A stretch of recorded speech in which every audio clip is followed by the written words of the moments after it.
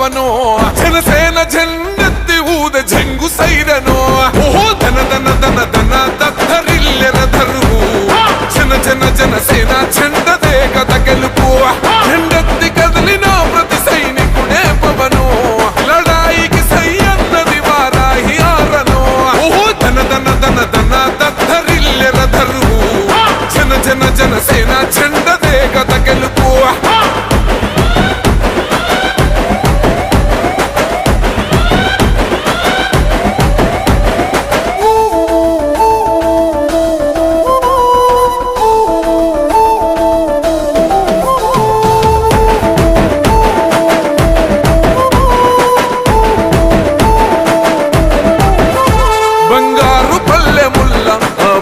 నచ్చలే మనతోని బంది భోజనమే చెయ్యవచ్చని ఎత్తైన మేడలల్ల ఆ నీడ నచ్చలే మన చెట్టు నీడ కోరి మన చెంతకొచ్చని బంగారమసొట్టి బతుకు నిడిసినాడురా.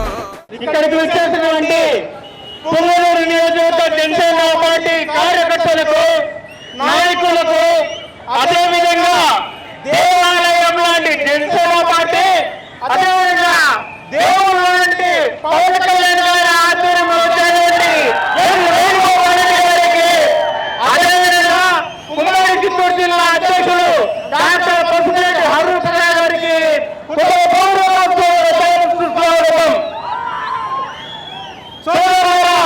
పుంగనూరు నియోజకవర్గంలో ఒక రాజకీయ శకం మనం ఆరంభమైంది. మన పుంగనూరు నియోజకవర్గంలో ఒక కొత్త నూతన రాజకీయ వేదిక మనము నాందించబోతున్నాము. ఇది మనకి మొదలైన మనం భావిస్తున్నాము. అదేవిధంగా పుంగనూరు నియోజకవర్గంలో ఏ ఎలక్షన్ జరిగినా కూడా జనసేన పార్టీకి పవన్ కళ్యాణ్ గారికి ఇస్తామని తెలియజేస్తున్నాము. అదేవిధంగా మన పవన్ కళ్యాణ్ గారు రాజకీయ ప్రస్థానం స్థాపించిన తర్వాత ఎన్నో ఒడిదుడుకులు ఎదుర్కొన్నారు. ఎదుర్కొని ఈ రోజు మన రాష్ట్ర నాయకుడు గారు మన ప్రపంచము మన భారతదేశం గుర్తించిన నాయకుడు అయ్యారు మన పవన్ కళ్యాణ్ గారు. అలాంటి పవన్ కళ్యాణ్ గారికి జనసేన పార్టీకి మనం కార్యకర్తలమైనందుకు ఎంతో గర్విస్తూ సంతోషిస్తున్నాము. అదేవిధంగా వేణుగోపాల్ రెడ్డి గారి గురించి చెప్పాలి.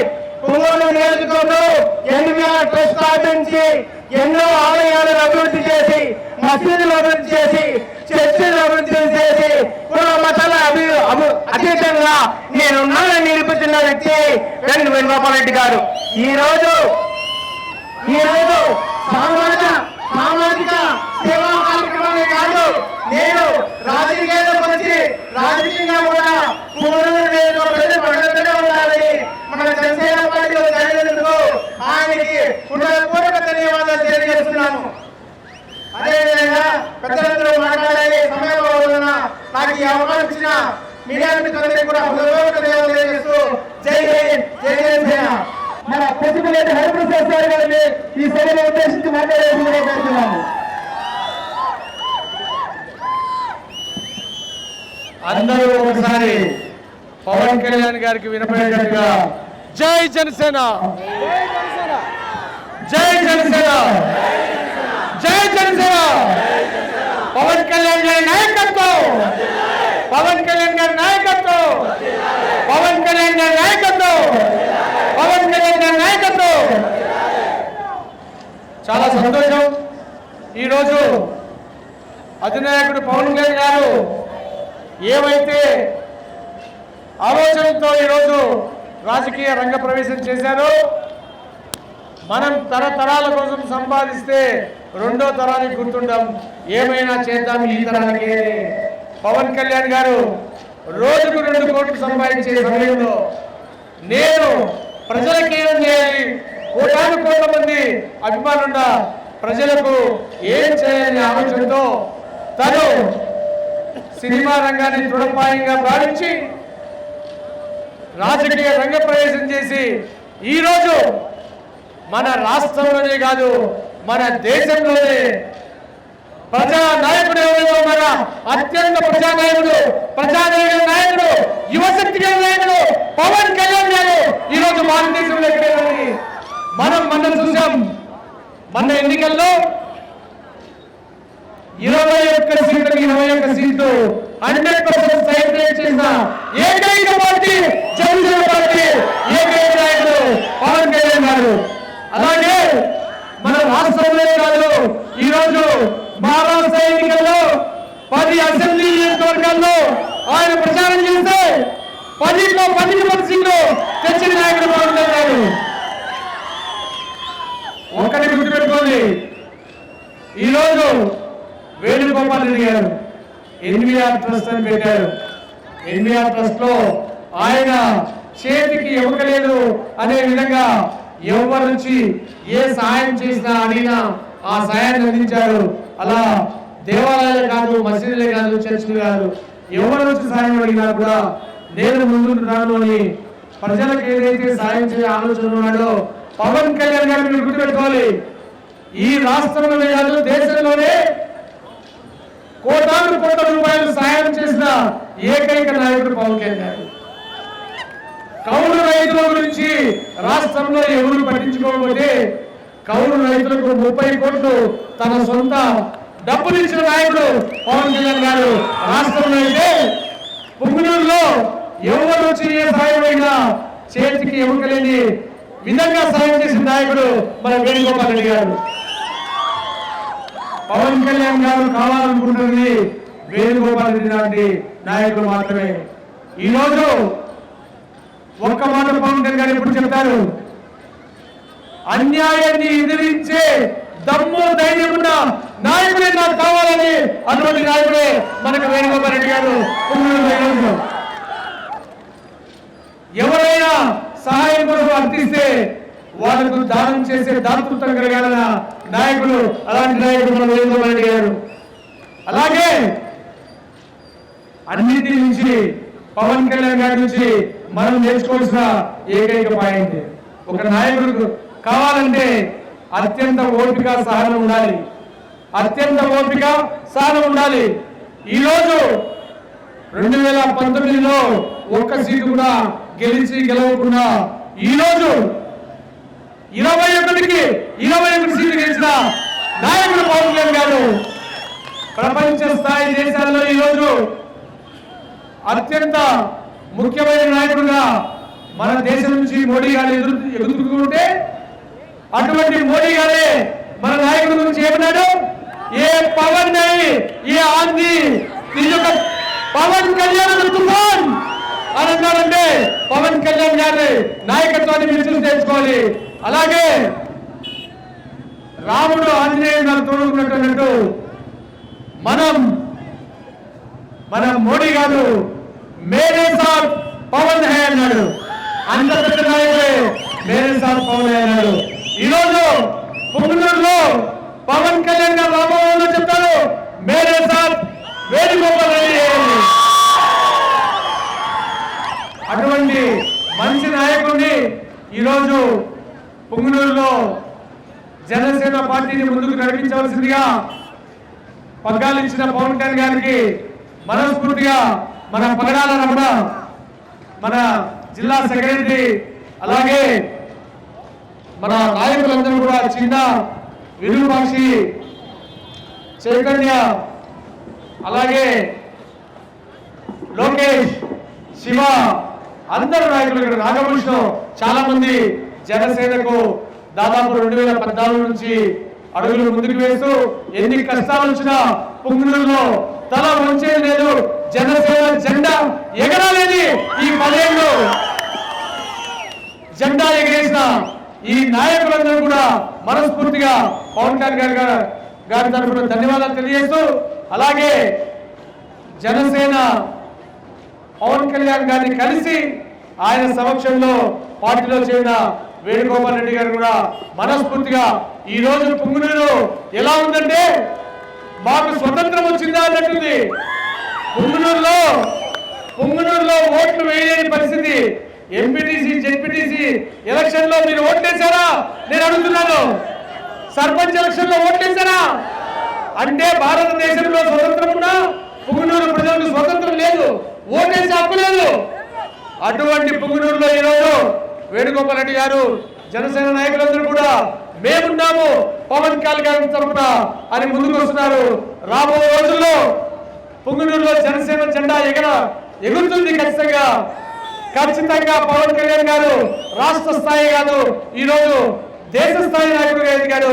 ఖచ్చితంగా మన వేణుగోపాల్ రెడ్డి గారు కూడా పుంగనూరు స్థాయి కాకుండా జిల్లా స్థాయి, రాష్ట్ర స్థాయి నాయకుడిగా ఎదగాలని మనస్ఫూర్తిగా కోరుకుంటూ జై జనసేన, గట్టిగా జై జనసేన, చేతులెత్తి జై జనసేన, పవన్ కళ్యాణ్ గారి నాయకత్వం, పవన్ కళ్యాణ్ గారి నాయకత్వం. జై హింద్. Thank you. అందరికీ నమస్కారం. ఇక్కడికి విచ్చేసిన జన సైనికులు, వీర మహిళలు, సోదరులు, సోదరీమణులు, మిత్రులు అందరికీ పేరు పేరున నా హృదయపూర్వక ధన్యవాదాలు. అంతేకాకుండా ఈ యొక్క యాత్రను జయప్రదం చేయడానికి ఇక్కడికి విచ్చేసిన మన ఉమ్మడి చిత్తూరు జిల్లా జనసేన పార్టీ అధ్యక్షులు డాక్టర్ పసుపులేటి హరిప్రసాద్ గారికి మరియు వేదికను అలంకరించిన నా మిత్రులందరికీ పేరు పేరున హృదయపూర్వక ధన్యవాదాలు తెలుపుకుంటున్నాను. ఆంధ్రప్రదేశ్ రాజకీయాల్లో 2024 సంవత్సరం ఒక పెద్ద యుద్ధమే జరిగింది. ఎందుకంటే ఒక పెద్ద నియంత్రణను ఎదిరించి ఒక యుద్ధమే చేసి ఒక చరిత్ర సృష్టించిన నాయకుడు మన పవన్ కళ్యాణ్ గారు. ఆయన వెంట నడవడం నాకు ఒక దేవుడిచ్చిన గొప్ప వరంగా భావిస్తున్నాను. ముఖ్యంగా పవన్ కళ్యాణ్ గారికి ఏం కావాలి? రాజకీయాలు ఆయనకు అవసరమా? రాజకీయాలు? ఆయన సినిమా స్క్రీన్ మీద కనపడితే పూల వర్షాలు, కోట్ల వర్షాలు, ఆయన ఒక్క చూపు చూస్తే చాలు తరించిపోయే యువత ఈరోజు ఆంధ్రప్రదేశ్ మొత్తం ఉన్నారు. అయినా కానీ ఆయన రోడ్ల మీదకి వచ్చాడు. ఎవరి కోసం? మనందరి కోసం రోడ్ల మీద పడుకున్నాడు. ఎవరి కోసం? సామాన్యమైన ప్రజల కోసం. ఒక పెద్ద యుద్ధమే చేశాడు ఒంటరిగా.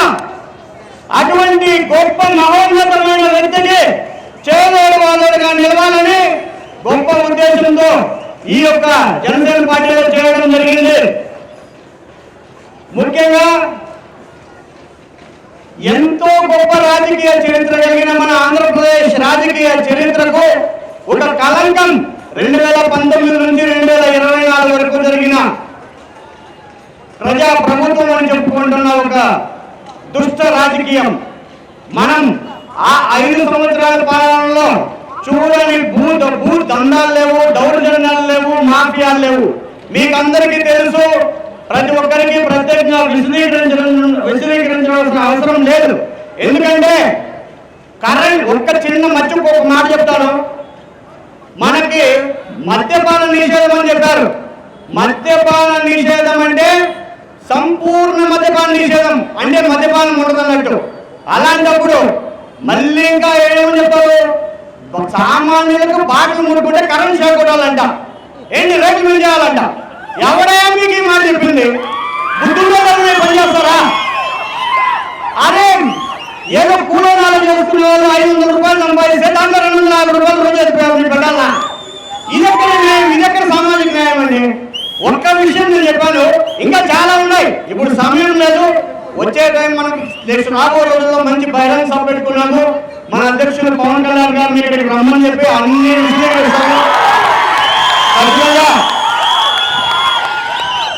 ఈ 5 సంవత్సరాల్లో నేను కూడా చాలా విషయాల్లో దౌర్జన్యాలు ఎదుర్కొన్నా. ముఖ్యంగా మీకు తెలియని విషయాలు ఒక 3 చెప్తాను అంతే. దాని తర్వాత సామాన్యుల పరిస్థితి ఎలా ఉంటుందో మీరు ఆలోచించుకోండి. పంచాయతీ ఎలక్షన్లో నేను కూడా నామినేట్ చేశాను. చివరి నామినేషన్ విత్డ్రా నాదే. ఎందుకు విత్డ్రా చేసుకున్నాను? 4 నామినేషన్లు నాకు యాక్సెప్ట్ అయ్యాయి. చివరి నామినేషన్ నేనే విత్డ్రా చేసుకున్నా. నాతో ఒక్క కూడా నిలవలేదు. 70కి 70 పంచాయతీల్లో అన్ని నాన్ బస్. నా ఇంటి దగ్గరకు వచ్చారు, నన్ను గట్టిగా బెదిరించారు. అయినా కూడా నేను లొంగలేదు. ఎస్సీ కేసులు పెడతాను, నేను లొంగలేదు. చివరికి ప్రతిపక్షం అనేది లేకుండా భూస్థాపితం చేసేశారు. నేను ఒక్కడే అప్పుడు వాళ్ళని ఎదిరించే ధైర్యం నాకు లేదు, ఎందుకంటే సామాన్యుడు నేను. ఆ రోజు ఎవరు నాకు తోడుగా లేరు. అయినా నా ఊరు చెదర్ల గ్రామం మొత్తం నాతో నిలబడింది. అందుకే వాళ్ళు ఏమీ చేయలేక చివరిగా మీరు కూడా మా పార్టీలో చేరండి అన్నారు. అది నాకు ఇష్టం లేక విత్డ్రా చేసుకున్నా. ఇది ఇది వాస్తవం. తర్వాత ఇంకొక విషయం, పెద్ద ఆయన ఒక ఆయన ఎవరైతే కేసులు పెడతామని చెప్పారో ఆ పెద్ద ఆయన ఇప్పుడు కూడా ఉన్నాడు. కానీ ఇక్కడ ప్రజలను పరిపాలిస్తున్నది ఎవరైతే ప్రజా పదవులు అలంకరించారో వాళ్ళు కాదు, వారి మధ్యలో వ్యక్తుల గురించి నేను మాట్లాడుతున్నాను. వాళ్ళు ఇక్కడ వ్యవస్థలను కంప్లీట్ గా నిర్వీర్యం చేశారు. నాన్ని కంప్లీట్ గా ఎవరైతే బెదిరించారో వాళ్ళే కంప్లీట్ గా లాస్ట్ కి మన దగ్గరకు వచ్చి మీరు ఖచ్చితంగా పార్టీలు చేస్తే బాగుంటుందని కోరుకోవడం జరిగింది. అంత పోరాడాలని నేను మీకు తెలియదు. ఇంకొక విషయం కూడా చెప్తాను. మీకు అందరికీ తెలుసు, మనకి ఇక్కడ అగస్తీశ్వర స్వామి టెంపుల్ ఉంది. అగస్తీశ్వర స్వామి టెంపుల్ 2019లో చాలా పురాతనం అయిపోయింది. ఇంచుమించు సుమారు ₹1 కోటి ఖర్చు పెట్టి అక్కడ కనీసం ట్రాక్టర్ కూడా పైకెక్కదు. చాలా చాలా దరిద్రమైన పరిస్థితులు ఉన్నాయి అక్కడికి. ఎంతో కష్టపడి సంవత్సరం పాటు కష్టపడి అక్కడ రాజగోపురం నిర్మించాము. ప్రతి సంవత్సరం మనము ఆనవాయితీగా కార్తీక మాసంలో పూజలు చేసేవాళ్ళం. లాస్ట్ ఇయర్ 2023లో ఆ పూజలు ఆపేశారు. అక్కడికి వచ్చి నన్ను బెదిరించలే, అర్చకులు వాళ్ళని బెదిరించారు పూజలు చేయకూడదు, ఎందుకంటే ఫోటో పెట్టలేదంట. అంటే దేవాలయంలో పూజ చేయడానికి ఫోటో పెట్టాలా? ఈ విషయం పెద్దలకు తెలుసలేదు నాకు తెలియదు. కానీ ఈ మధ్యలో 2-3 చోట నాయకులు ఉన్నారు, వాళ్ళు కంప్లీట్ గా సర్వనాశనం చేశారు. మళ్ళీ ఇక్కడ మన బర్త్డేకి ఏమైనా ఇక్కడ ఫ్లెక్సీలు పెట్టుకున్నాం అనుకోండి, ఆ కళ్ళ ఫ్లెక్సీ కనబడవు. ఇది ఎక్కడ లేదండి. మేము ఒకవేళ అన్యాయంగా ఏమైనా ఫ్లెక్సీలు పెడితే ఓకే, మనకి ఉన్న వ్యవస్థల్లో వారు పెట్టిన రూల్స్ ప్రకారమే చలాన్ని కట్టి ఫ్లెక్సీలు అనుమతి తీసుకొని పెడితే వాటిని కూడా దౌర్జన్యంగా లాగేయడం జరిగింది. మరుసటి రోజు మన బర్త్డే ముందు రోజు ఫ్లెక్సీలు పెట్టాం, అది లాగేసి ఎంత బాధగా ఉంటుందో మీరే ఆలోచించండి.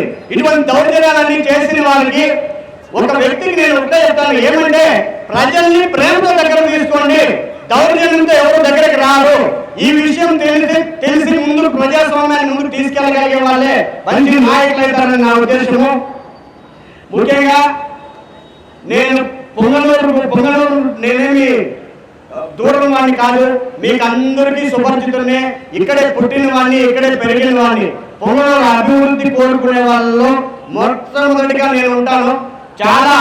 నేను ఎక్కడో బెంగళూరులో బిజినెస్ చేసుకుంటున్నా కూడా ప్రతి వారానికి 2 రోజులు ఇక్కడ స్టే చేసి వెళ్ళేవాడిని. మనకి పొంగనూరు అంటే పచ్చని దేవాలయాలు, పచ్చని పంట పొలాలు, మరియు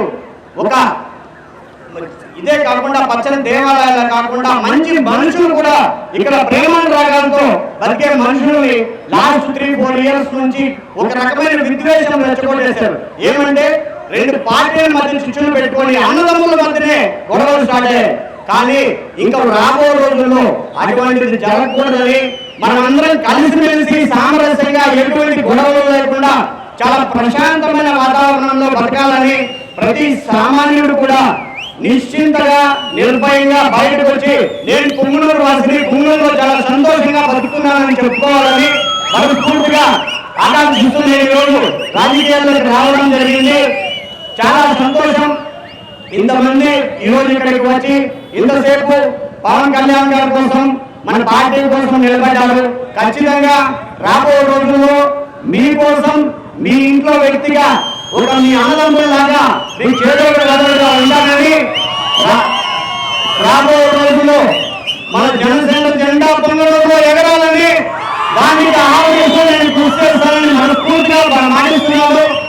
ముఖ్యంగా ఏవైతే ముందు గవర్నమెంట్ లో జరిగాయో భూదండాలు కానీ, రౌడీజాలు కానీ, కలెక్షన్స్ అంటే కమిషన్స్ కానీ ఇక్కడ రాబో కాలంలో జరగకూడదు. ముఖ్యంగా మన పవన్ కళ్యాణ్ గారు ఒకటే చెప్తున్నారు, ఏమని?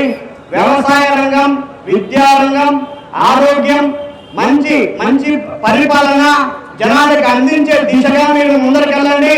దానికి కావాల్సిన ఏర్పాట్లు ఏమైనా సరే నేను చేస్తానని నాకు హామీ ఇచ్చారు. ఆ విధంగానే మనం ప్రజల కోసం పాటుకోవడం, ప్రతినిత్యం ప్రజల్లో ఉందామని మనస్ఫూర్తిగా ఆయన ఆశయాలకు సిద్ధాంతాలు నచ్చి ఆయన అడుగేయాలని ముందుకు రావడం జరిగింది. ఖచ్చితంగా రాబోయే కాలంలో మన కూటమి ప్రభుత్వం ఇంకా 4 సంవత్సరాల అధికారం ఉంది. ప్రజలు ఒక కొత్త తరం రాజకీయాలు చూడాలి. మీరు ఇంకో విషయం మాట్లాడచ్చు, మీరు ఎందుకు తెలుగుదేశంలో చేరలేదు, జనసేనలో చేరాలని చెప్పేసి.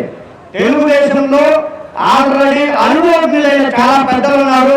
నాకు మన ముఖ్యమంత్రి చంద్రబాబు నాయుడు గారు అంటే చాలా అభిమానం, ఇష్టం. ఎందుకంటే 13 సంవత్సరాలు ఉమ్మడి రాష్ట్రంలో ఆయన ముఖ్యమంత్రిగా పనిచేశారు. 10 సంవత్సరాలు ఆయన ప్రతిపక్షంలో పనిచేశారు. సుదీర్ఘ రాజకీయ అనుభవం కలిగిన ప్రజ్ఞుడు ఆయన. అంతేకాకుండా మన పొంగనూరులో చాలా సీనియర్ పొలిటీషియన్స్ తెలుగుదేశంలోనే ఉన్నారు. అందుకు వారి అనుభవం తోడుగా మన జనసేనకి ఎక్కువ యువత ఆకర్షితులై ఉన్నారు. యువత ఉన్నారు మన జనసేనలో. నా యొక్క ఆలోచనలు మీ యొక్క ఆలోచనలు కలుస్తాయనే ఉద్దేశంతో మనం జనసేనలో చేరడం జరిగింది. అంతేకాకుండా పవన్ కళ్యాణ్ గారి ఆలోచనలు కూడా చాలా వరకు మనం ఆశించినట్లే ఉన్నాయి. సమాజం పట్ల ఆయనకున్న విశ్వాసం, విధేయత, సామాజిక న్యాయం అనేది ప్రతి ఒక్కరికి కావాలని ఆయన ఒక ఆశయం. కాబట్టి ఆయన ఆశయం సాధనకై ఆర్మీలో కృషి చేస్తూ మీకు చేదోడుగా ఉండాలని. ఇంతకు ముందు ఏం జరిగిందో మనకు తెలియదు, కానీ ఇక ముందు ఖచ్చితంగా మీరు ఏ సమస్య అయినా సరే మనకి చెప్పండి. ఖచ్చితంగా నా ఫ్రెండ్స్ అందరూ ఇక్కడ స్టేజ్ మీద ఉన్నారు. ప్రతి ఒక్కరు నాకు తోడుగా ఉంటారని మనస్ఫూర్తిగా భావిస్తున్నాను. ప్రతి ఒక్కరిని పేరున మన పవన్ కళ్యాణ్ గారి ఆశయాలను ముందుకు తీసుకెళ్లే దాంట్లో నాకు సహకరిస్తారని భావిస్తూ కార్యకర్తలందరికీ, ఇక్కడికి విచ్చేసిన కార్యకర్తలందరికీ మరొక్క మారు మనస్ఫూర్తిగా నా హృదయపూర్వక ధన్యవాదాలు తెలుపుకుంటూ జై హింద్, జై పవన్ కళ్యాణ్, జై జనసేన, జై హింద్. అందరికీ నమస్కారం. ఎంతో వైభవపేతంగా ప్రతిష్టాత్మకంగా చేపట్టిన జనసేన శంఖారావ యాత్ర ఈరోజు దిగ్విజయంగా పూర్తయింది. చాలా సంతోషం. రాజకీయంగా నా తొలి అడుగు ఈరోజు పొంగనూరు పట్టణం నందు ప్రారంభమైనందుకు చాలా సంతోషంగా భావిస్తున్నాను. ఇంత యొక్క మహత్ కార్యాన్ని దిగ్విజయం చేసిన జనసేన కార్యకర్తలకు, మిత్రులకు, నా యొక్క పరివారం అందరికీ కూడా పేరున నా హృదయపూర్వక ధన్యవాదాలు తెలుపుకుంటున్నాను.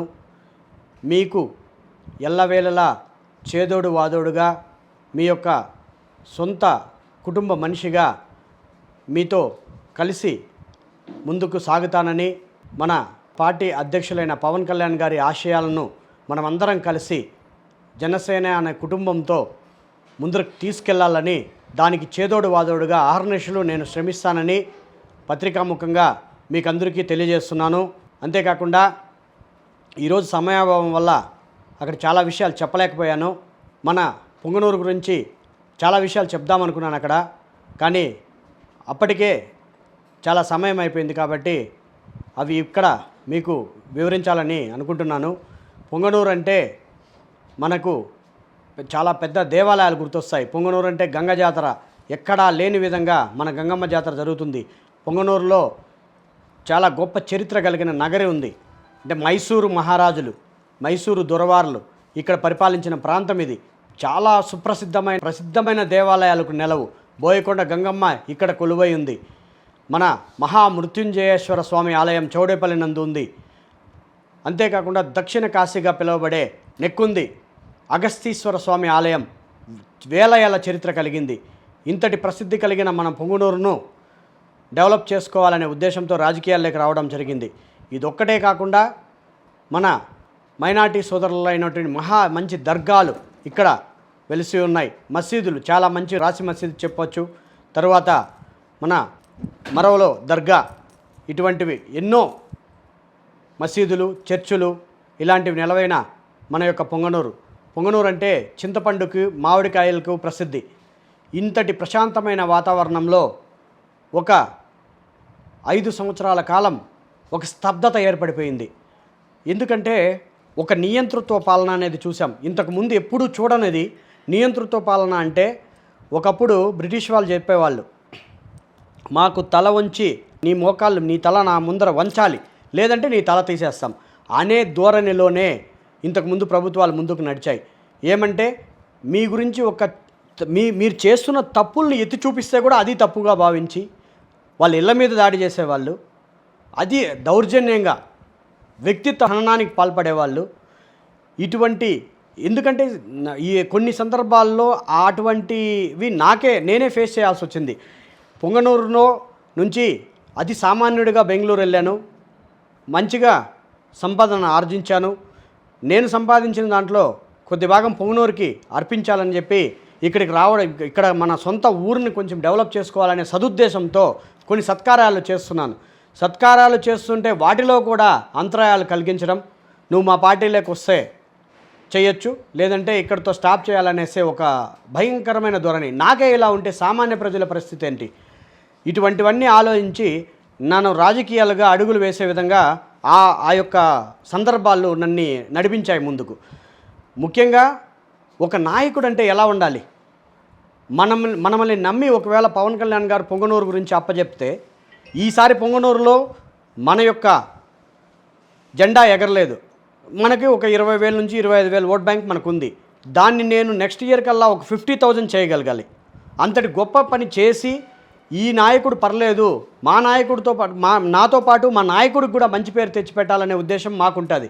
కానీ ఎక్కడి నుంచో నాన్ లోకల్ పర్సన్స్ ఇక్కడికి వచ్చిన వాళ్ళని కూడా మిమ్మల్ని నమ్మి మీకు ఇక్కడ అధికారం ఇచ్చిన మీ నాయకుడికే మీరు ద్రోహం చేశారు. ఏమంటే ఆయనకే తెలియాలి ఈసారి జరిగిన ఎలక్షన్లలో వాళ్ళకు వచ్చిన ఓట్ బ్యాంక్. ఎందుకంటే లాస్ట్ టైం 40,000 మెజారిటీని ఇక్కడ ఉన్న మిమ్మల్ని నమ్మి మీకు నాయకత్వం అప్పచెప్పిన మీ నాయకుడికి మీరు అప్పచెప్పింది 6,000 మెజారిటీ. అంటే మీరు చేస్తున్న దౌర్జన్య కాండని మీ నాయకుడు కూడా గ్రహించలేకపోయినాడు.